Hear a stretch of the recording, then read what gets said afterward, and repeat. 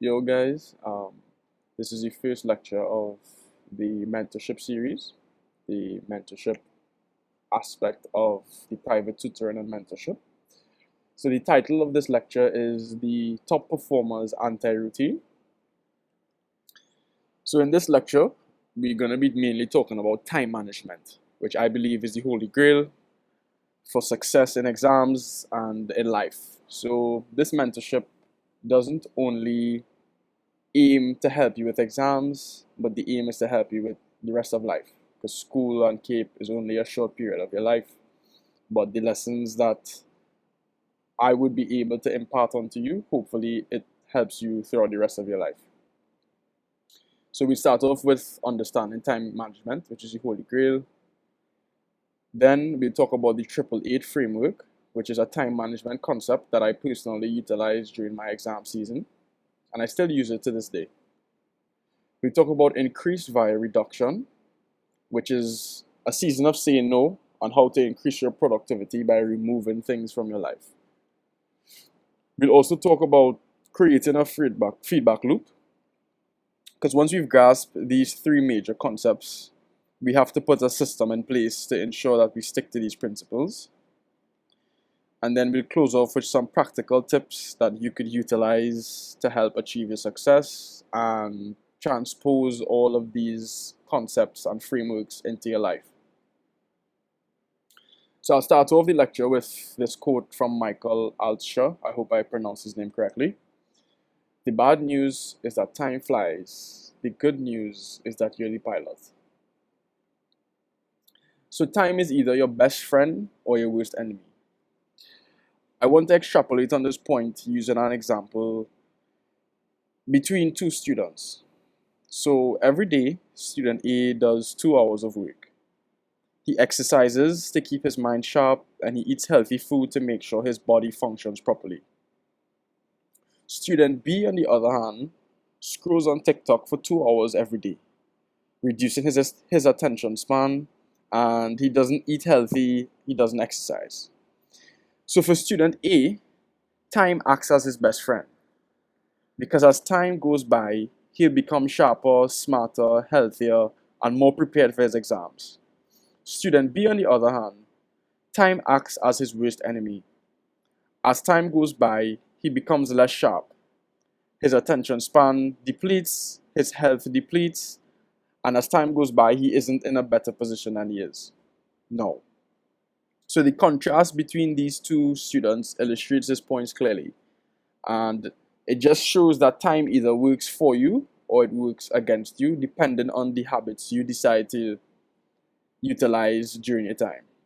So we have to view time and money similarly and manage it accordingly.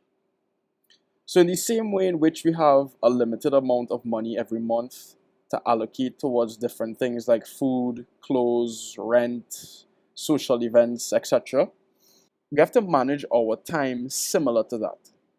It's a limited resource that we have to decide how we're going to spend it. Ideally, we'd want to spend our money on the things that matter most and bring us the best returns. You don't want to spend all of your money on some nice clothes, but then you don't have enough money to eat. You have to budget your time accordingly. We have a limited time that we can use to allocate towards different things. It's silly to spend all of your money on shoes and don't have money left over for food. Similarly, it's silly to spend all of your time on TikTok and not have enough time left over to study. Now, I'm not saying to spend all of your money on food and not spend any money on clothes. I'm also not saying to spend all of your time studying and no time on fun or socialization.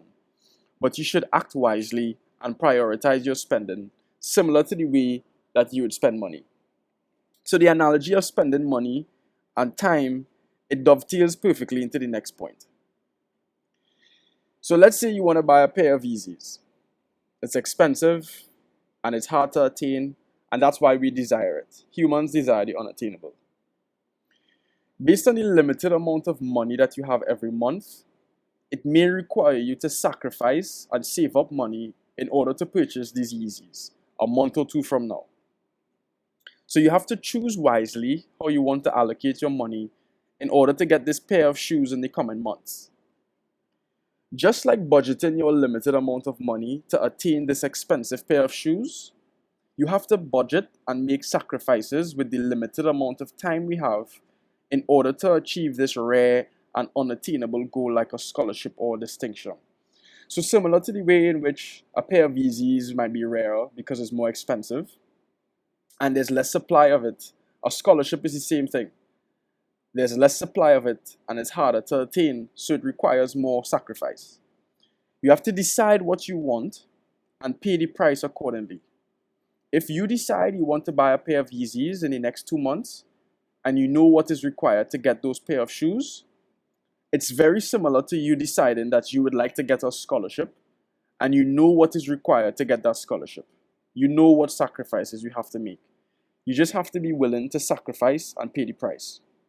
The next slide will talk about a framework that I adopted from one of my teachers that has helped me significantly, not only in exams but in life. Think of it as like a general time budget that you could use. So the quote right here now is, "Time is your most valuable asset. Manage it effectively and invest it wisely." This is a quote from Peter Drucker. So it's the Triple Eight framework. The Triple Eight framework stems from the fact that we have 24 hours in a day. We all have a standard 24 hours in a day. This framework is based on a perfect time management schedule, meaning that every hour of your time is used efficiently. And it leaves no room for lost time during the natural rigors of life. But it's a good framework still to use as a baseline, because even if you execute this framework with like 50% efficiently, you'll still be well on your way to success. So you have 24 hours in a day, and then we have 8 hours to sleep. So for me, sleep is a non-negotiable. We need sleep every day in order to function properly. I know it's normal in our culture, especially at the Cape level. It's very normal in our culture to neglect sleep for the sake of success. But based on my personal research, I don't think it's something we should be negotiating on. A full 6 to 8 hours daily is key to proper brain functioning and health. So we have 8 hours to sleep, and funnily enough, most of us already don't sleep for a full 8 hours. But for the sake of explaining the framework, let's assume you are efficient enough to sleep for a full 8 hours. Then we have 8 hours to do work or to study. Now this is obviously accounting and assuming that you don't have time to waste on eating, traveling, taking a shower, taking a nap, etc., which is obviously not possible. That's impossible. As I said, the framework is simply just a baseline model to utilize so you have an understanding of how we can split our time up. We have 8 hours of free time to do whatever we want. Now, I want to harp on this one for a little bit. If I told you that you could play video games or binge watch a Netflix show for 8 hours a day and still be able to do 6 to 8 hours of work, that sounds like a pretty cool life. Like, for me, if I could play FIFA for 8 hours a day, still do like 6 to 8 hours of work, still get 8 hours of sleep, that's a pretty good life. Like, I'm checking all the boxes I need to check. So you probably don't even slack off that much anyway. Like, I don't think anyone slacks off for 8 hours a day every single day. But it just goes to show, the framework just highlights the fact that once you discipline yourself and you manage your time accordingly, you actually give yourself more freedom to do the things you want. Because based on this framework here, you can see that if you efficiently utilize your time, you could sleep 8 hours, study and work 8 hours, and do what you want in 8 hours. Let's assume 2 of those hours, let's say 1 hour from work is utilized for getting to and from school and taking showers and eating meals. And then 1 hour of the time to do whatever you want, it just gets wasted in something else, just life, having conversations with your family, whatever it may be. You are still operating at an extremely high level of efficiency. You are sleeping for 8 hours, working for 6 to 7 hours, and having 6 to 7 hours of free time. So now that we have this concept in place, and I was able to articulate to you that with enough time efficiency, you have more than enough time during the day to essentially check all the important boxes of your life: your health, your work, and your social/fun life. So I'll start off the next section of increase via reduction with this quote: eliminate the unnecessary so that the necessary may speak. So now that we have a better understanding of how time management can actually give us more freedom to have a healthy lifestyle, study a ridiculous amount of time, and still have time to do what we want, let's talk about how we could approach the things in our life that fill these 3 8-hour blocks, and how we could best remove things in order to increase our utilization of these time windows. So the foundation of this concept, which is increase via reduction, is based on a well-known law of physics called the law of thermodynamics. Now, yes, I know it's a mentorship lecture and it's not physics class, but just follow along with me for a little bit. So the law of thermodynamics states that energy cannot be created or destroyed. It could only be transferred from one form to another. So similar to the way in which time and money are scarce resources that we have to allocate wisely, our energy acts the same way. We have a limited amount of energy that we could allocate towards our goals. Think of it like a game where you have a set amount of energy bars that recharges every day, and with a proper amount of sleep, which is why I said sleep is very important. With a proper amount of sleep, every time you wake up, your personal energy bar is filled with, let's say, 16 energy bars, which consist of the 2 8-hour periods of doing what you want and 8-hour bars of work. So you wake up, your personal energy bar is filled with 16 energy bars. And your school, health, social life, these bars start off empty every day. So let's say you utilize 3 solid hours to study it. What would happen is your school energy bar will now be filled with 3 hours worth of focused energy. But you now have 3 less energy bars in your personal energy chamber that you started the day with, filled with 16. So if you decide to allocate, let's say, an hour to exercising, your health energy bar would now have 1 hour worth of focused energy, and you would now have 1 less energy bar in your personal energy bar, which started at 16. So I think you get the gist of that. So we start off with a selected amount of energy at the start of the day. The aspects of our life that are important, which would be, if you're a student right now, would be school, social life, and health. That would be it, the 3 main things. Start off with 16 energy bars, and then throughout the day, you allocate those energy bars to the specific aspects of your life, whether that's school, whether that's health, or whether that's free time, leisure, social activities. So time isn't the only resource that we have to manage. And I know I used time as the metric to measure the energy bars, but that's a bit misleading. So let me just articulate the point a bit better. So with time not being the only resource we have to manage, the energy needs to be managed as well. And this isn't some woo-woo law of attraction type thing. This is just how humans work. This is just how humans work. It's a law of physics. So to illustrate this a bit better, because as I said, I used hours as the metric of energy, an example that would illustrate this a bit better would be comparing person A and person B. So person A has just finished getting into an argument with his girlfriend, and he decides to turn off his phone and start studying for an hour. Person B just had a relaxing afternoon, he just had some food, he probably meditated, and then he decides to turn off his phone and also study for 1 hour. They did the same hour of work at the same desk at the same time of day. Who do you think would have a more efficient and productive hour of studying? My money is on person B. Why? Because his limited mental energy isn't diverted elsewhere. They both studied for the same amount of time. However, person B has a better allocation of his energy. His limited energy wasn't diverted and transferred into trivial things like an argument. And I think all of us somewhat understand this on, I guess, a deeper level. We don't necessarily put words to it, but we do grasp that if we do something that is tiresome or something that is I guess something that takes energy from us. It sucks our energy from us, and then we decide to study, or then we decide to do something that requires focus. It just isn't the same.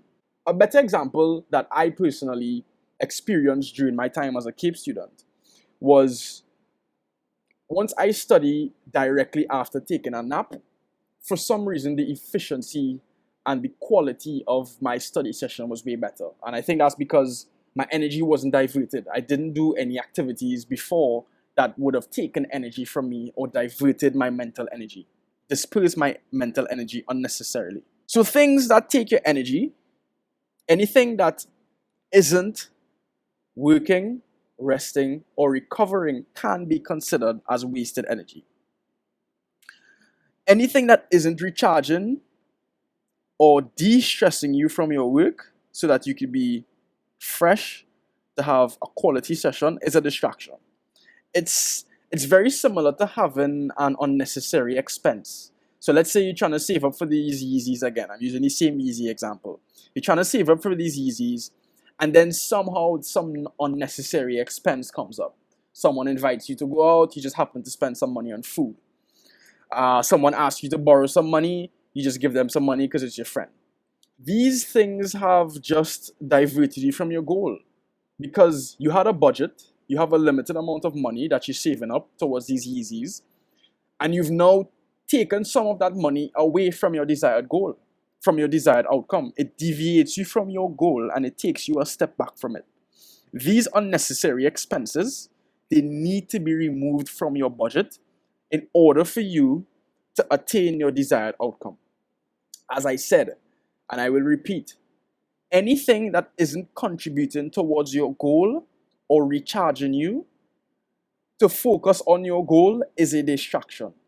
It doesn't help you towards your goal, and therefore it should be removed. Now, I know this is an extreme perspective. Oh, all work and no play makes Jack a dull boy, blah, blah, blah. But the reality of it is, uncommon goals require uncommon actions.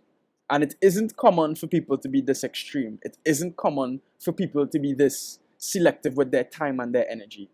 So you either decide to be a 1% person or you don't. You either decide to save up for those Yeezys or you don't. It's as simple as that.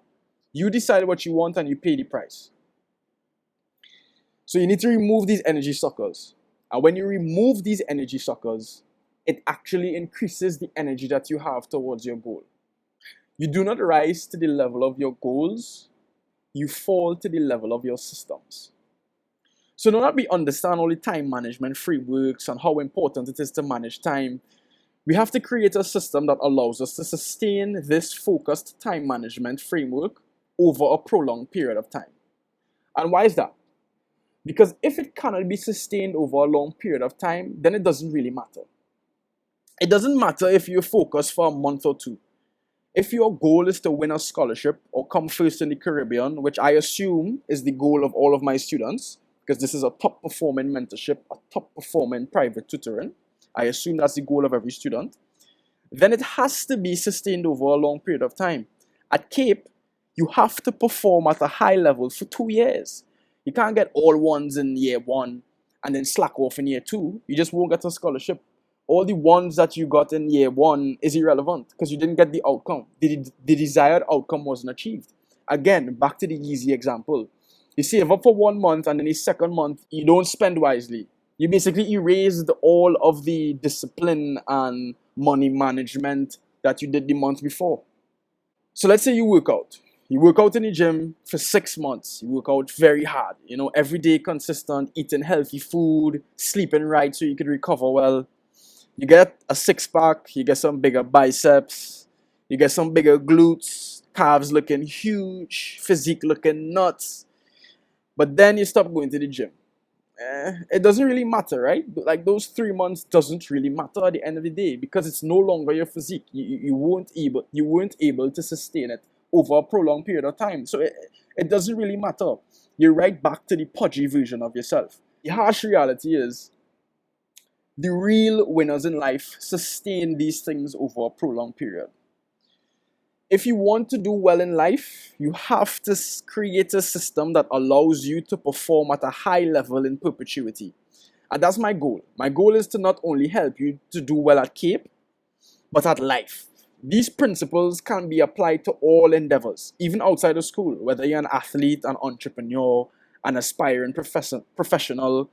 These principles are very, very helpful because I think all of us want success. Everyone wants success, whatever that may be for us. Success is different for everyone. Success is an ongoing thing. It isn't one goal. It isn't you hit the goal and you stop. Success is habits and systems that are executed every day so that you become the person that achieves success as opposed to chasing success. As humans, we need some kind of short-term reward to continue engaging in a specific activity. That's just how our brains work. We need a dopamine feedback in order to continue doing things. If you're working hard every day and you're not getting dopamine released, you'll feel like your action's not leading to anything. And naturally, your enthusiasm and your desire and your drive is going to fizzle out.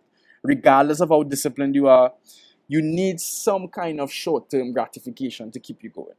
So, how do we give ourselves this short-term gratification so that we can create a feedback loop so that our habits are continuously executed, our actions are continuously executed to the point where it becomes a habit and it's natural?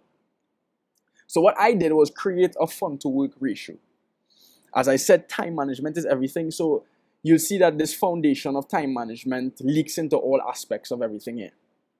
So I remembered when I was doing CAPE and I had a hard time getting motivated to study, I would tell myself, bro, if you do these next 2 hours of work, you can play FIFA for like an hour. My mindset shifted from, I'm doing this work to study for an exam in the next 3 months, to, I'm doing this work so I can relax and play some FIFA later tonight. Because the idea of suffering for 2 hours today for an exam 3 months from now isn't easy. It's hard for our brain to conceptualize that. We need some form of short-term gratification to keep us going. It's way easier to tell yourself, bro, in the next 2 hours, you can play some FIFA. My brain will be like, oh yeah, some FIFA in the next 2 hours, that's quick, I'm down. 2 hours of work would be done, 1 hour of FIFA would be complete, and it's better to have 1 hour of FIFA after 2 hours of work than to have 1 hour of work followed by hours of FIFA because you're just so unmotivated to do work. You're so unmotivated because, oh, I can't see myself studying for 2 hours. The exam is in 3 months from now. That's why people cram, because they're not able to give themselves a short-term gratification for studying now. So what happens with this fun to work ratio is working hard becomes more fun, and it also makes the fun more fun. I don't know if it's just me, but once I get my work done and I have leisure time, I actually enjoy my leisure time more. So if I simply just have leisure time without putting in the work first, there's always like this nagging voice in my head that doesn't really allow me to be fully present and enjoy the fun time, you know? So I started viewing work as more of an enabler for more fun as opposed to an hindrance. I saw it as a platform to have more fun. So the 2 hours of work felt like a gateway to 1 hour of fun. And that 1 hour of fun would just be way better because it's like, bro, you earn this. You earn this hour of FIFA. You earn this hour out having fun with friends. You earn this hour of sweating with your boys. So I would say creating the fun to work ratio is great because it makes working hard fun, and it also makes the fun more fun. So it's like a win-win. You're working more and you're having more fun, you know? So now let's go to some practical tips. So I gave you all of these time management frameworks. We spoke about the work to fun ratio. We spoke about creating a feedback loop. We spoke about having the 888 framework in your life. Let's go to some practical tips, because what gets measured gets managed. And if we want to manage our time, ding, ding, ding, we have to measure our time. So I have all the practical tips here. So the first one is to get a timer. What I did during CAPE is that I would use the stopwatch on my watch. I had a nice little Casio watch. It's pretty cheap Casio watch, nothing too crazy. It could be a G-Shock, whatever it is. It could be an Apple Watch too. I don't necessarily like the idea of the Apple Watch because you can get phone notifications of it on it, you know, so it could be a bit more distracting. I definitely recommend like a basic Casio watch. So I would use the watch and start the stopwatch whenever I was doing work. And I would just work until my brain got tired or if something interrupted me. But every time I stopped doing work, I would just stop the timer. I would pause it. And whenever I started again, I would just continue the stopwatch. And this allowed me to track how many hours I was studying daily. And it also kind of made it like a game. It gamified studying. So sometimes I'd wake up and do 20 minutes a week before I got ready for school. And then at lunch, I'd do like 30 minutes a week. And because I always had the time on my wrist, I always had a mental note of how much work I was putting in. So at the end of the day, I would know whether or not I was hitting my target or if I was falling behind. It's kind of like racking up points. Like throughout the day, you just rack up points. You sit down for like 45 minutes, you just racked up 45 points. You sit down for another hour, you just racked up, you just racked up an entire hour of points or 60 minutes of points, you know? So every day, I would just aim for a higher score, get the same score or higher, get the same score or higher. So you either always sustaining the level of studying or the level of work you have, or you're always superseding it. I would never allow myself to fall below the score that I would get the day before. So having the timer and the stopwatch kind of gamified things slightly. Next thing I would do, I still do this to this day, is I would get a small book and I would write out a to-do list. A small book because you want to be able to carry it around so you could always look at it. You don't want to have like a big notebook. You just get like a small little to-do list book, little notepad, I guess you'd call it. And there was this study, this research conducted by Dr. Gail Matthews, which revealed that individuals who wrote their goals down were 42% more likely to achieve them compared to those who didn't write them down. So just think about that. By simply getting a notebook and writing down your goals, you have a 42% higher chance of achieving it. This isn't like some, esoterical thing. This is just research. Why would you not get a notepad and write your goals down if it increases your chance of achieving it by 42%? That's almost 50% chance of you achieving your goals. So I highly recommend this one. I still do this to this day. So our next thing is, when I write my to-dos down, my to-do list, it was a non-negotiable. So whatever I wrote down, I had to do it. I never allowed myself to not do something I wrote down. And a little tip is, if you think you wouldn't do it, don't write it down. Because then you're reinforcing to yourself that the to-do list isn't a non-negotiable. It has to be a non-negotiable. It has to be set in your brain that once I write this down, this is what is going to be done. And writing it the night before is very important as well, because it gives you a certain level of drive and enthusiasm for the day ahead. Because I would wake up with a purpose, as I had a list of things that I knew I had to do. So before I go to bed, I was like, okay, so when I wake up, I have to do this, this, this, this. It's like you wake up and you have a purpose to your day, So that really helped me. A next habit that I would do with the writing, the to-do list, would be that if in the rare occasions that I wasn't able to do what I wrote down, I would transfer it to the next day of to-do list. So it's still a non-negotiable. It's still a matter of, once I write this down, it has to be done. So let's say, life happens, something happened, your parents' car shut down, you end up reaching home late, or you had a long night, you stayed up on the phone with your friend the night before a little longer than usual, so your sleep wasn't as good, you came home, you take a nap, you end up oversleeping, like you wake up at like 9 p.m, it's like, yo, what time is it? And you missed out like 2-3 hours a week. It's very easy to just transfer to the next day. Don't say, I guess I can't do it anymore. It's like, no, you can still do it. You just have to allocate more time the following day. So I would say always transfer to-do lists to the other day if you are not able to do it on the day you set out to do it. So this one is fairly simple. So say no to anything and everything that isn't work or a form of relaxation for you to recharge in order for you to do more work. You could always say yes later on, or after you sat down and decided, yeah, I probably want to do this. But don't be a yes man. Keep your calendar empty. Remember, increase via reduction. Not everything deserves your energy. If it doesn't contribute to your goal, it's a distraction. Say no to everything. Worst case scenario, you just say yes later on. Worst case scenario, you just studied and then you do better in exams. That's the worst thing that could happen. It sounds extreme, but it's for a short period of time. You have to sacrifice these trivial things for a couple years and you get the glory of success forever. Look at my situation, for example. I sacrificed a lot during my 2 years of Cape, but I still reap the benefits of doing so well in Cape 4, 5, 6 years after. Whatever decision you make, there's a sacrifice attached to it. If you decide to go out instead of studying, there's a sacrifice. If you decide to stay home and study and not go out, there's a sacrifice. If you don't sacrifice the trivial things for your goals become the sacrifice for the trivial things. I would also say create a schedule. That's pretty simple. Wake up at this time, study at this time, go to bed at this time. Pretty simple, pretty self-explanatory. You can go to any website and create a free schedule for yourself. It doesn't have to be perfect, but it just brings a certain level of order and time management to your day. Like, all right, in the morning time, I'll probably do like 1 hour work, then go to school. School is school. Lunchtime, I'll probably do like 30 minutes of work.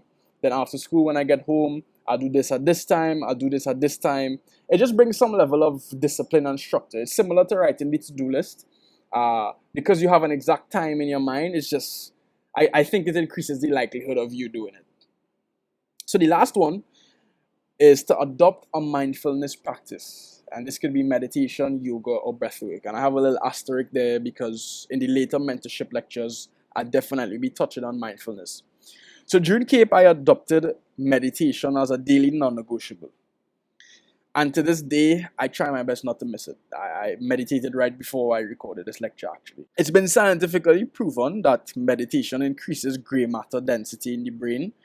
It improves focus. It reduces stress and anxiety. I mean, it's like if I told you, bro, there's this pill, I can give it to you. It increases gray matter density, improves focus, reduces stress and anxiety. Would you take it? No side effects. You'd be like, yeah, bro, give me that. And for me personally, it just brings a level of focus and calmness. And for some reason, you just feel like you have more time throughout the day. Like even if I meditate for 30 minutes, I feel like I just get back like an hour of my day because I guess I'm just more clear. And it makes the boring work easier. I don't know what it is. Just try it out for like a week or 2 weeks, like do like 10 to 15 minutes a day. And I promise you, you'll feel a change in your work. The main thing, as usual, is just being consistent, as I said. You have to create a feedback loop so that you're able to sustain it over a long period of time. That's when you really get the benefits. So I really just harped on meditation there. Breath work and yoga has the same effects. I don't do it. I don't necessarily do yoga. I would do breath work occasionally. I would do the Wim Hof method. You could YouTube that, check out the Wim Hof method. I would do that sometimes before exams, but because I consistently meditated every day, I didn't feel the need to do anything else. But there'll definitely be a future lecture on this. I tried to make this lecture as quick and as concise as possible. I hope I made my points clearly, and I'll see you in the next mentorship lecture video.